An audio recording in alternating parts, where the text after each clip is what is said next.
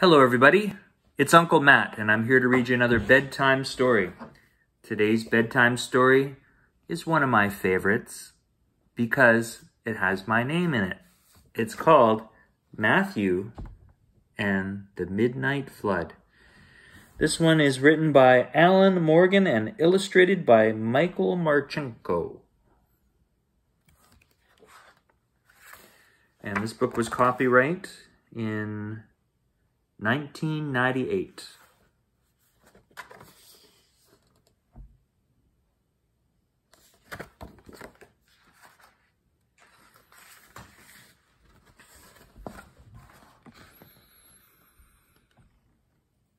It had rained very hard for most of the day. So, Matthew played with his superheroes in the little stream that flowed down the driveway and into the drain on the street. By the time Matthew came in, all his clothes were dripping wet. He went straight to the basement and put them in the dryer. That's when he noticed the small water drain on the concrete floor. It wasn't as large as the one outside, but it might be as deep. Matthew tied a string around his superhero robot man and lowered him down to see. Unfortunately, the robot got stuck, and even though Matthew tried very hard to pull it free, it couldn't be budged. When his mother called him to come up for a bath, Matthew tied the string to a pipe and promised his robot he'd be right back just as soon as he could.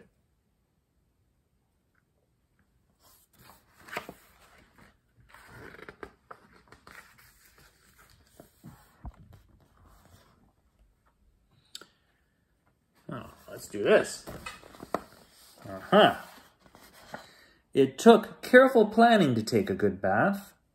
Matthew lined up his superhero action figures along the tub with some of the animals from his farm set. He tossed in some empty yogurt containers, a watering can, a fleet of boats, and a large plastic bowl. Then he let all his cars ride inside them. When Matthew finally got in himself, there was just enough room. Disaster soon struck, as he knew it would. A typhoon arrived, then a tidal wave followed, and all his cars fell overboard.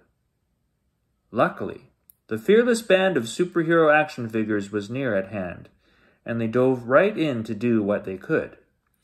A couple of cows got involved somehow too, but they looked quite a lot like subs when they sank. So Matthew let them stay. He was just pulling the plug when his mother came in.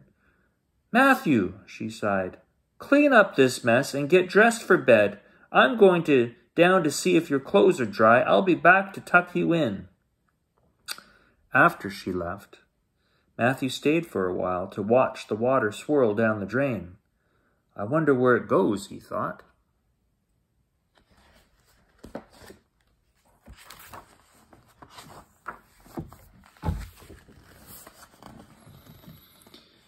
By the time Matthew was ready to climb into bed, his mother was on the phone. "But I need a plumber. My basement's a mess. Yes, I know it's late." Matthew decided to take a quick peek and see just how bad the basement could be. It wasn't so good. The drain on the floor was completely covered by a great big puddle of water, and his mother had piled lots of newspapers around to keep it from spreading. Matthew moved his collection of comics upstairs just in case. "Is someone coming to fix the drain?" he asked as his mother tucked him in. "Not till tomorrow morning, they say. They're very busy. Everyone else in the city is flooded too." "Maybe the water will go away during the night," Matthew told her. "I hope so, dear," she said with a sigh. Then she kissed him good night, and Matthew fell asleep.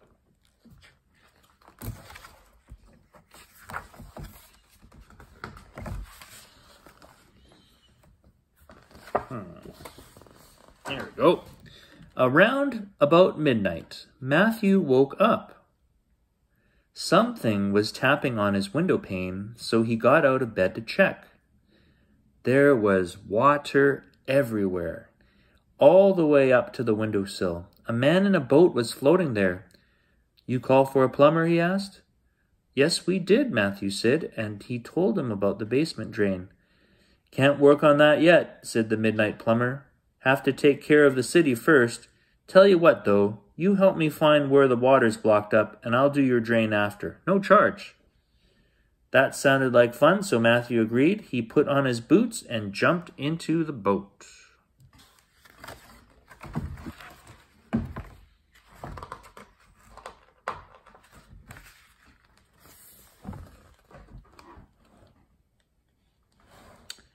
The midnight plumber hoisted the sail, and the wind took them off. The sky was clear, the moon was bright, a lone loon called as it flew through the night.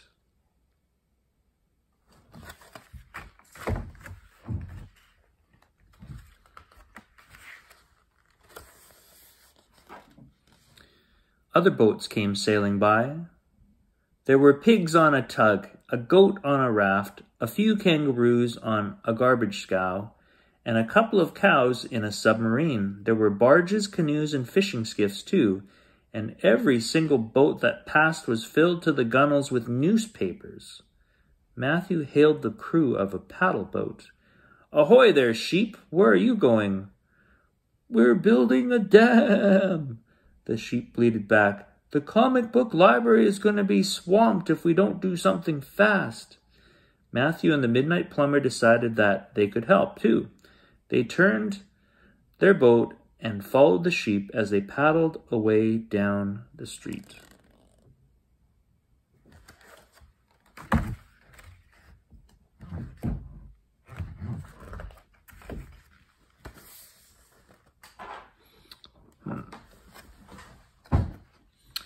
The dam around the comic book library was high and strong, but the water was rising fast. It wouldn't be long before it poured right over the top. Everyone there was working together, piling up papers as fast as they could. The midnight pirates and librarians, the geese police, and a gang of dangerous pigeons. Anyone who gave a hoot for a comic or two. Even the midnight turkeys were there, trying to do whatever they could, which wasn't much. Save the comics! Save the comics! The turkeys cried as they ran all around, throwing the ones they'd just read in the air. We're just in time, said the midnight plumber. You see that chain over there? Matthew saw the long, silver, beaded chain hanging down from the top of the nearby building. It was strangely familiar. That looks a lot like my tub plug back home, only bigger, he said. Exactly, the midnight plumber agreed. Come on, it's time to go to work.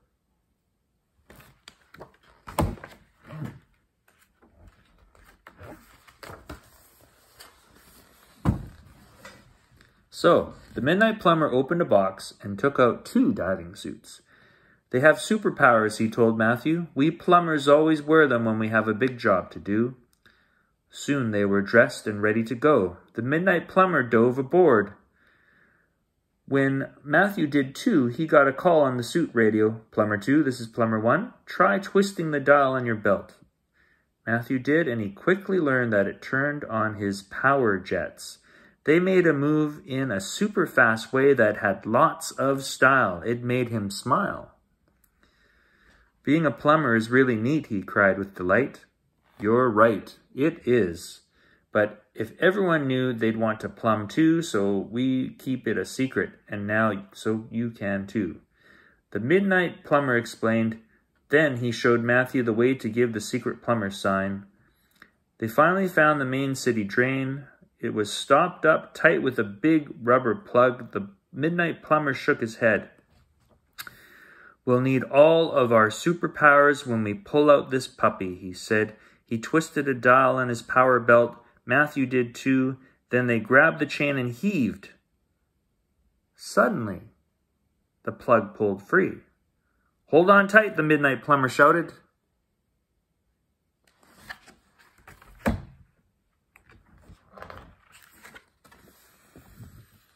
As the rushing water swirled down the drain, Matthew and the midnight plumber managed to keep their grip on the chain. It was very exciting, especially for the turkeys who were watching up top from the newspaper dam. "It's a typhoon tidal wave," they screamed, and they dove in themselves to see if it really was. They weren't disappointed. When the last of the water disappeared, there were turkeys strewn all over the place. "This is the best time we have ever had at the library," the turkeys shouted. "We were tossed around and got really wet, and we felt so dizzy we almost got sick." Everyone else was happy too. "You saved the day," they cried. "Glad we could help," said the Midnight Plumber. He took off his super diving suit and climbed down a ladder inside the drain. "Got to get going, there's more work to do," he said as he disappeared. Matthew looked down the drain. He could hear mysterious water sounds far away in the darkness below. Then he took off his suit and climbed down too.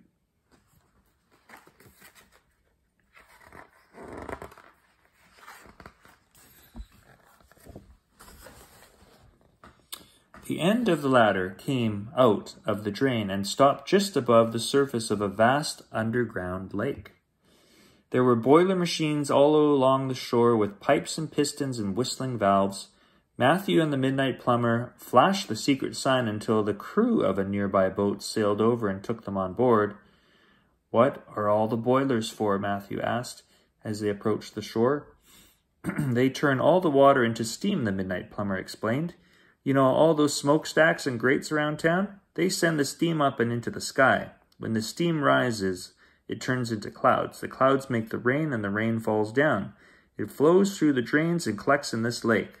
Then our boiler machines turn it back into steam, and the whole thing starts all over again." After they landed, Matthew helped all the plumbers work on the huge machines. They bang lots of pipes and bang many valves. There were robots there too, to oil and clean and keep the steam moving.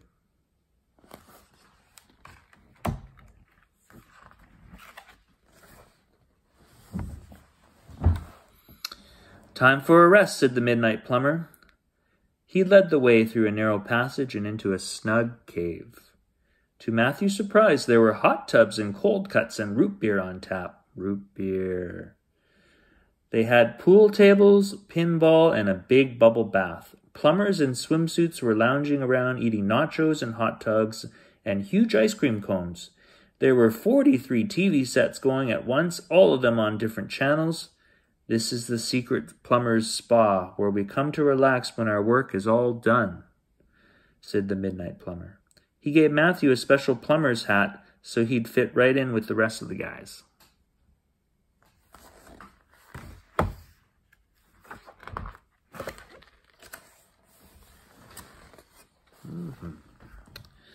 After a while, it was time to go home, so the Midnight Plumber took Matthew back in his boat. They paddled along through the underground rivers that ran underneath all the city streets. When they arrived at Matthew's block, the Midnight Plumber lifted the manhole cover and helped him climb out. "Don't forget our basement drain," Matthew called as he waved goodbye. "I'll fix it right now before heading back," said the Midnight Plumber. Matthew went home and climbed into bed. Soon he was fast asleep.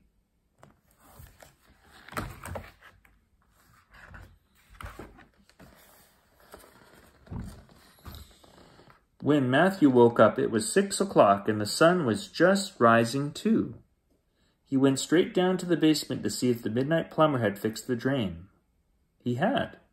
The water was gone, and it made Matthew glad, but the best part was still to come. When he pulled the string he had tied before, his superhero robot man came free from the string. The superhero robot man came free from the drain on the floor. It was still a bit wet, so Matthew tied it to the top of his hat to help it get dry. Then he ran upstairs to share the news.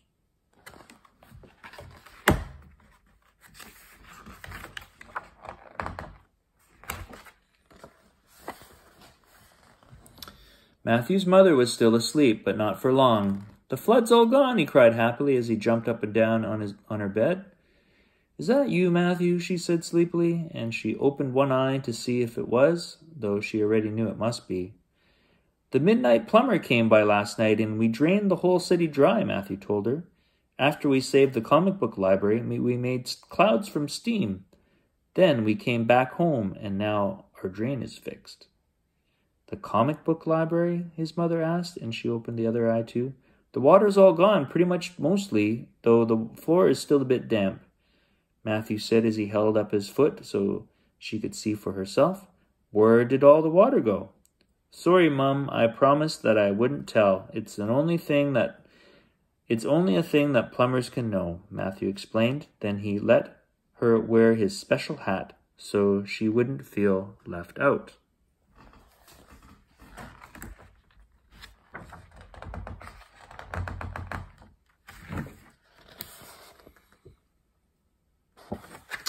And that's all the time we have for Uncle Matt's bedtime story. I hope you enjoyed that story, and we'll see you next time. Goodbye.